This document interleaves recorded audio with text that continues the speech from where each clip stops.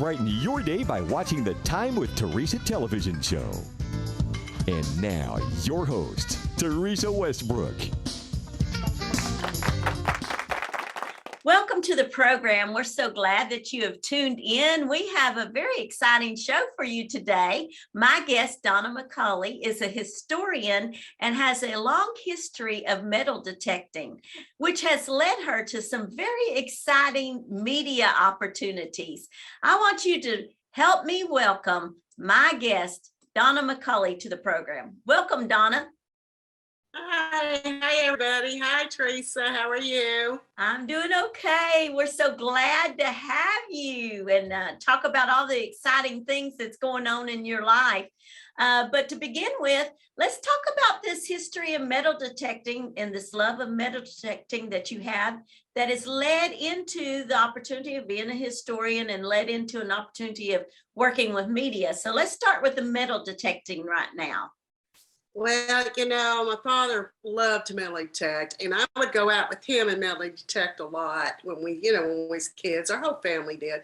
But I always just got into it. So I bought me a metal detector when I got in my early 20s. And then I used that for years and found artifacts, mostly coins or just iron pieces.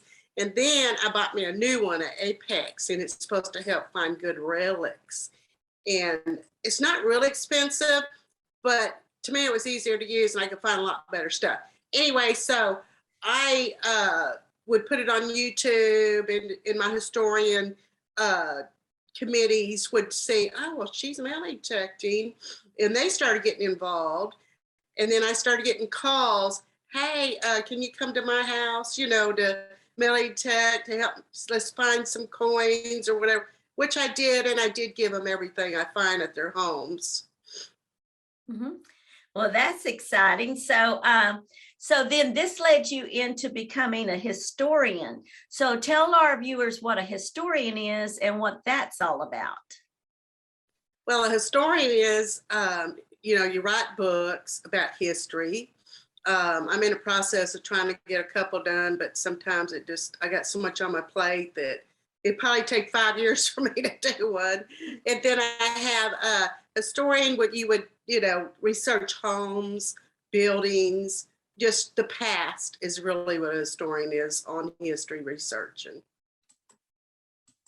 Okay, and so you're actively involved in all this and with some other organizations too, I believe, correct? Yes, I'm with the Parker County Heritage Commissions.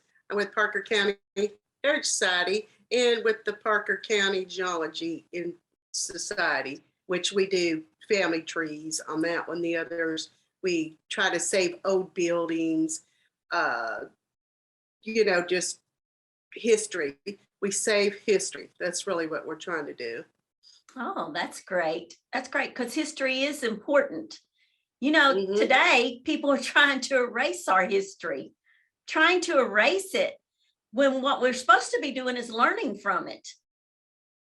Correct. Yeah. So I'm glad you're trying to save history, and we have no control whether it was good or whether it was bad. All we can control is can we learn from it and can we do better? Amen on that. So, well, I wanted to talk a little bit about, there's a lot going on. What county do you live in over there? Oh, I'm in Parker County, and I'm over, well, not just me, but the other historians, with our group is all over Parker County. I do ease into Palapino County some, and then into Denton County, Wise County a little bit, because they're, connected. So we might kind of go over a little bit. So we really, with the, in Austin, we're all supposed to kind of help each other. The one we do markers, the markers you see out on the interstates or rural roads, those big black looking markers in Texas, we do those only in Parker County, subject markers or, Mm-hmm. tell us a story about it, something that history that happened there. We do those markers. Anybody could do those. So if you have an old home and you want a story done on it, of course, we have to make sure it's proof about it. And then the person that owns that old home or building could pay for it. They're around $2,300 and they could put one in their area. Oh, okay. Nice, nice. Well, tell us what's been your greatest find on your metal detecting adventures? Well, that was a lot of good stuff. I guess my most exciting find was when I was out on the Brazos River and we found a cowboy camp. And I guess it was a cowboy camp because we found a shovel that went on the horse saddle. We found a pocket knife. We found other artifacts. And the reason why I know that had to be because I took it to the Weatherford College and they did forensics on it, and it dated back to the mid 1800s. I don't know how they could tell, but I got to admit that knows all that. And I found a lot of artifacts like that.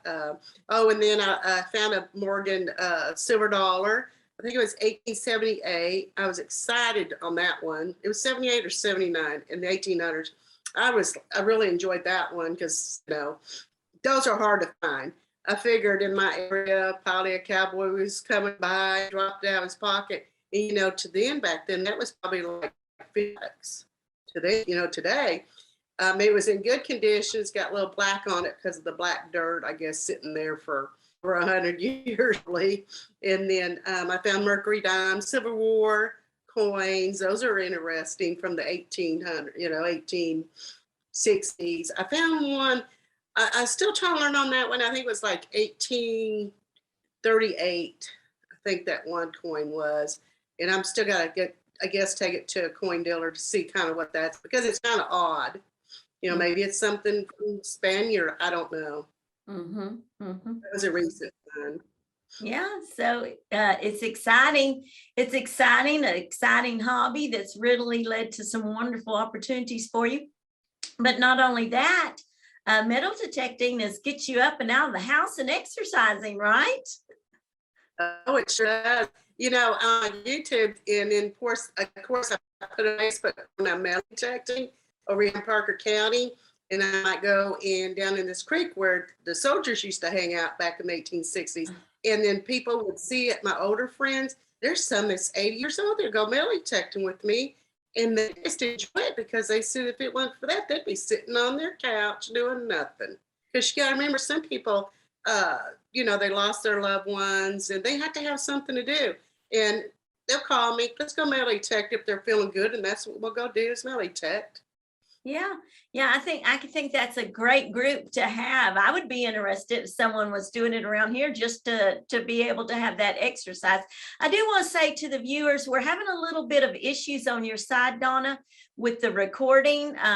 It's kind of freezing you up a little bit, and I hope all this comes out and everybody can hear every word that you're saying. But we're recording today with the weather, the winter weather that's so severe right now, but we were really hoping to go ahead and get this program done. So we apologize to the viewers if it's not as crisp and you're not catching every word, but we're certainly hoping that you are. So you also have a YouTube channel that talks about all about your metal detecting, correct? Tell the viewers about that. Yeah, well, it's my mind went to blank. It's Donna McCauley.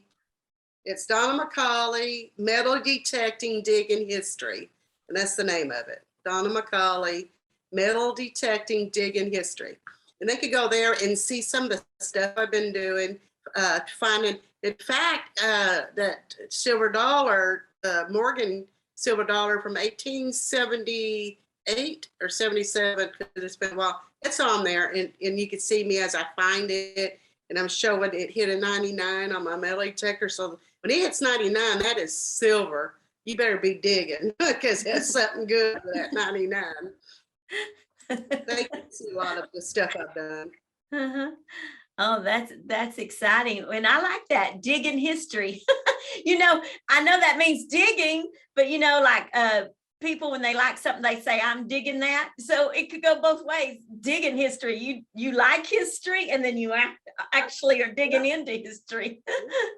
So I like that. I love that title, Donna. Maybe some more exciting things will come just from that even.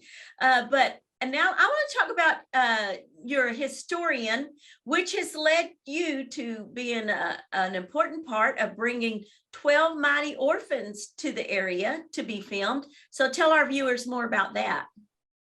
Well, we got approached one time with a couple of producers. So me and my other friend, Deborah, we went and talked to them.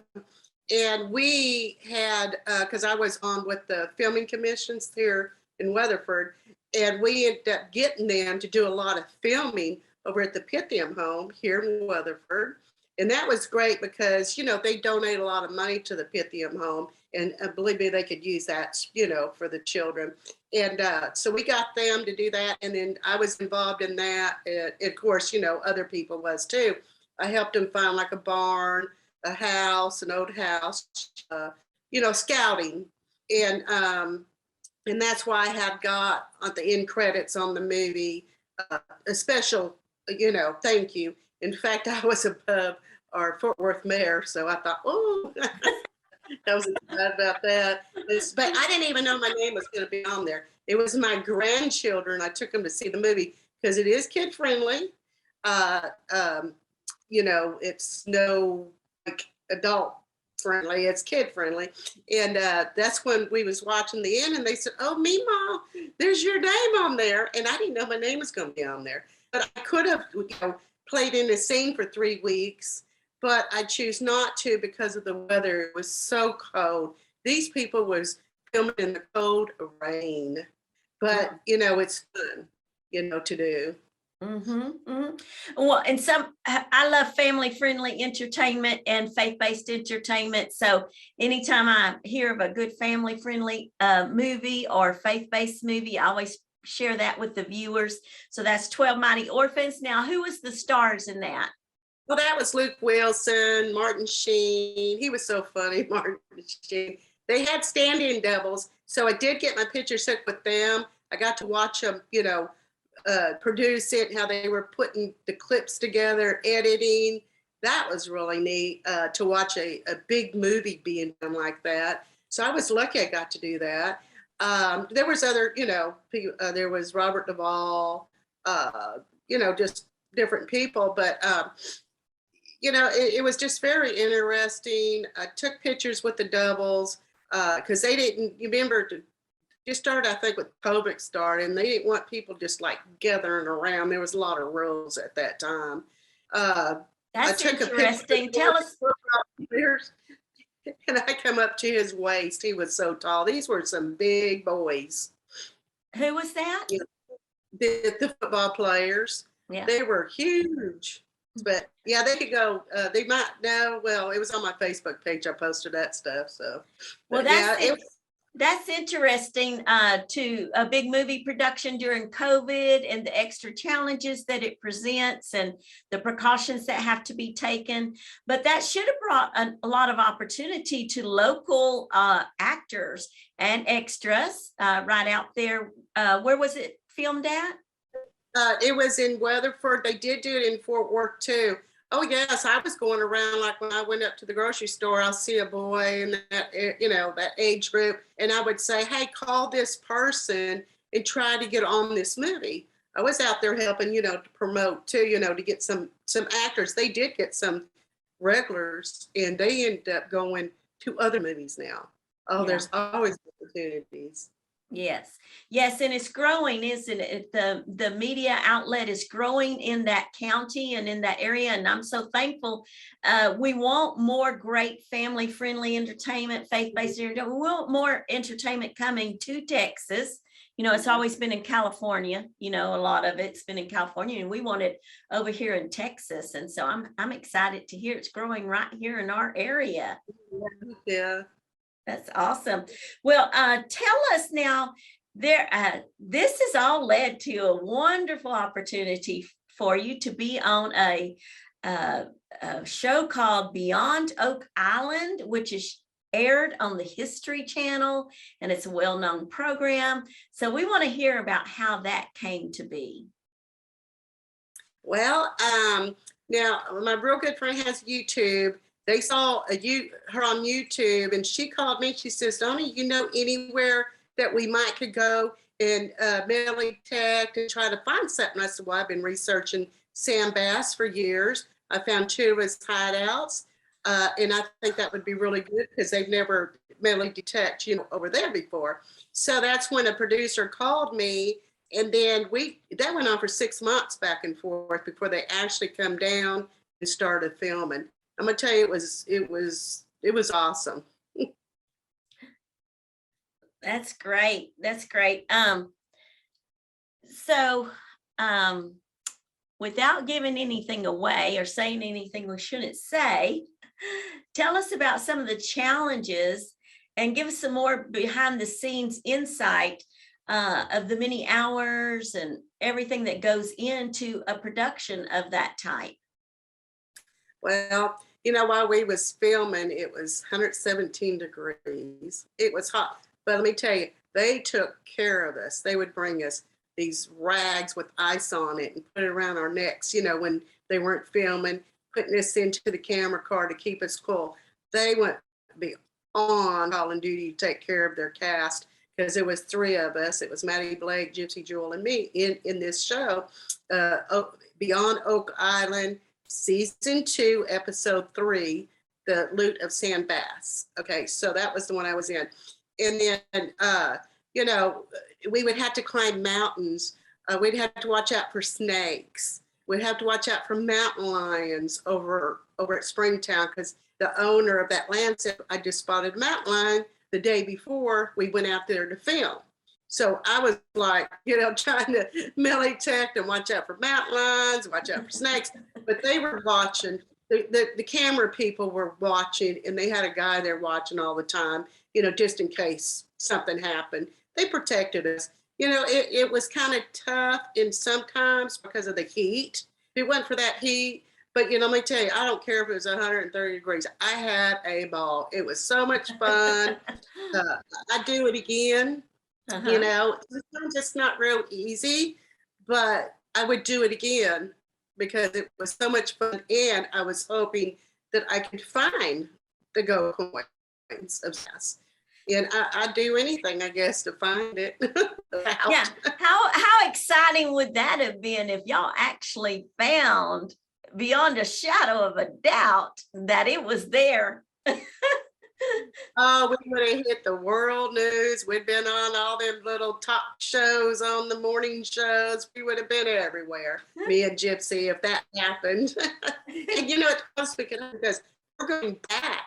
It's, we're waiting because, of course, it's got ice and snow right now. And we had to wait. We're going to wait a couple of weeks. We're going back in those areas to go melee tech some more and to get back in there, because we had to kind of cliffhang it off at the end, because we have to go back with some equipment, get down in that cave to find out, because we did have a big hit. Like there was something big there. So we're hoping, that it might be like in season 3, they're still, because they're pretty well done with season 2, but they're still showing some more right now. But there was a lot of, it was fun.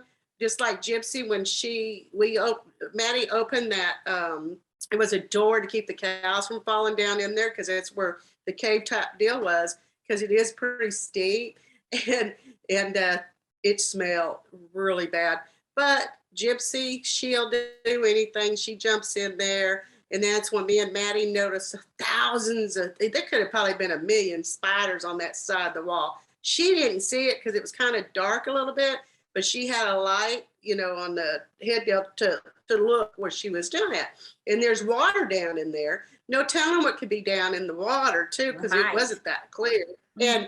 And then we're like, me and me says, of course you couldn't hear us on camera because they were filming, Gypsy, and we're looking at, because they have these mics on you, and they'll cut the mics off, if they're, when you're filming. If you're not talking, they cut your mic off. Well, I told Matt, we looked at each other, okay, I'm in spiders. He says, don't say nothing, wait till she's through. So as soon as she was done, she was coming out, because Maddie was helping her out. And I says, don't look at those, don't look to your left. And she did. And oh man, she was out like a flash. Oh, there was millions of spiders. There were those crawdaddy, or what do you call them? Long looking spiders. Granddaddies, long-legged granddaddies or something like that. I don't think they're dangerous, but it was just a thought. Oh, yeah, yeah, yeah. And then we did spot Copperhead. Maddie did up there at East Mountain. He's yelling snake. So but that was those cameramen. I felt sorry for them because they had to carry 75 pounds. Those cameras were 75 pounds going up those mountains, and it was. Being at my age, I thought I was really surprised that I did it. I thank God for my health. Yes, yes, absolutely. Well, I know you're a woman of faith. And so do you ever pray about finding some of those treasures, or pray and say, Lord, lead me to where we need to be? I was just saying, Lord, if you want me to find it, let me find it. If you don't want me to find it, then I'm okay with it, Yeah. But yeah, we were fine. And I know we're real close to finding a lot of those gold coins.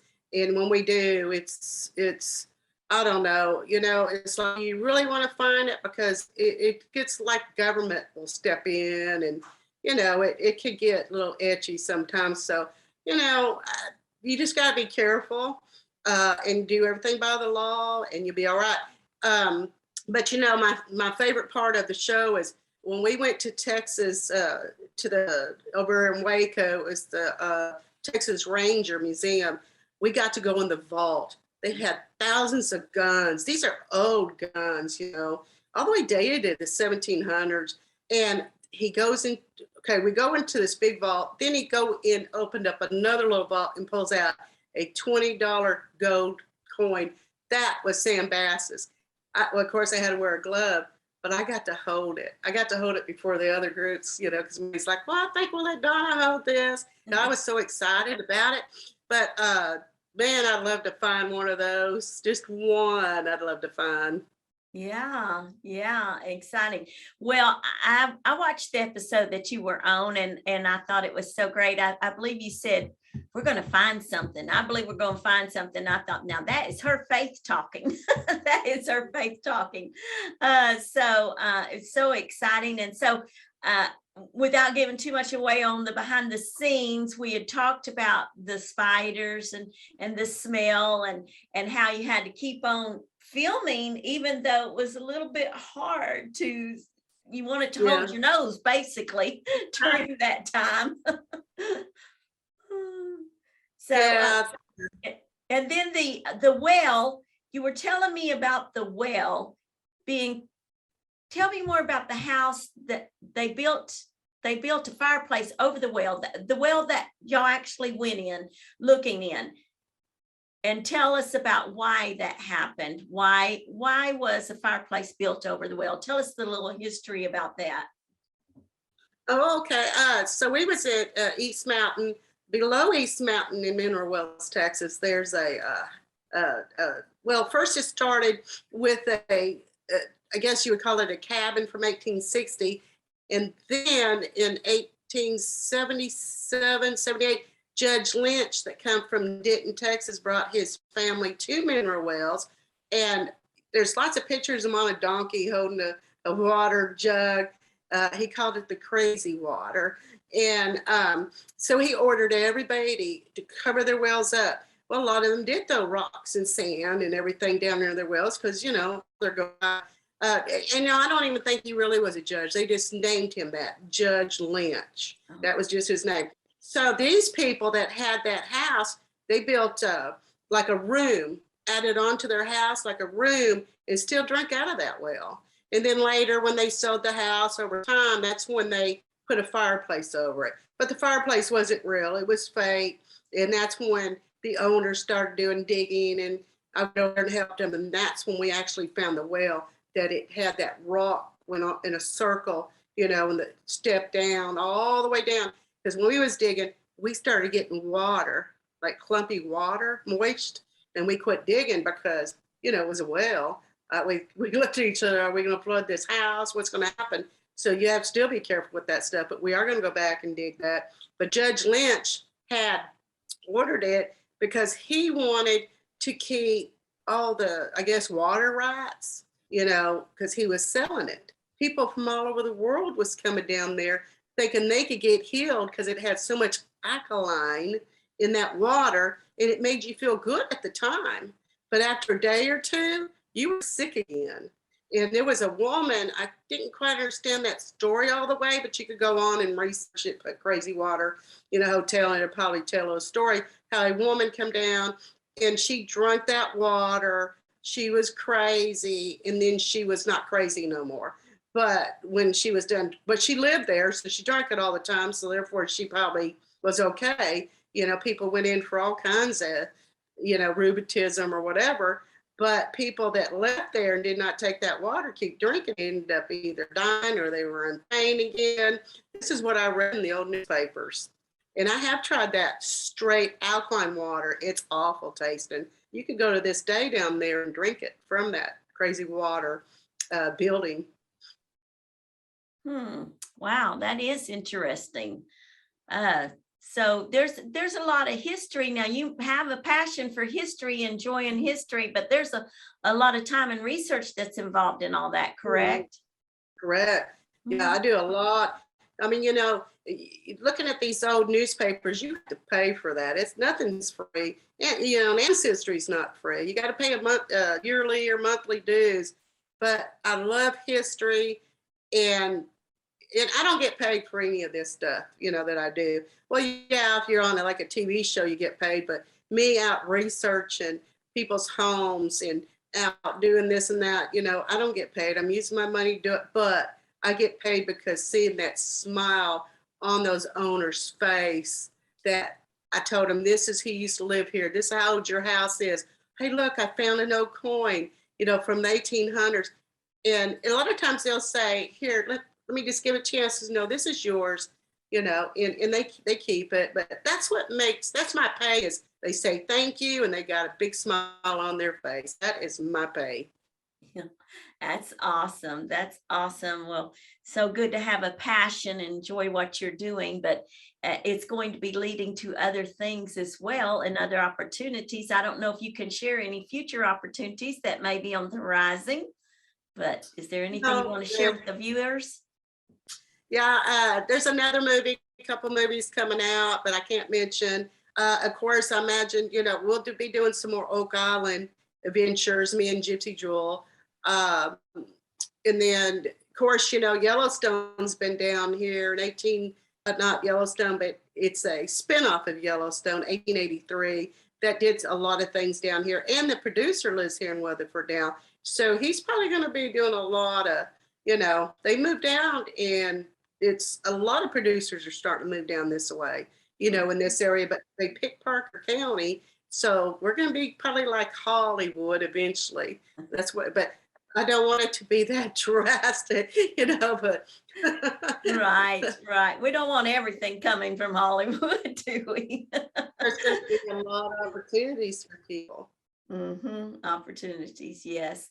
Oh, well, we can't wait to have you again on the program, Donna, in the future as your career progresses and you get into more exciting opportunities. We hope you'll come back and share with our viewers more with us.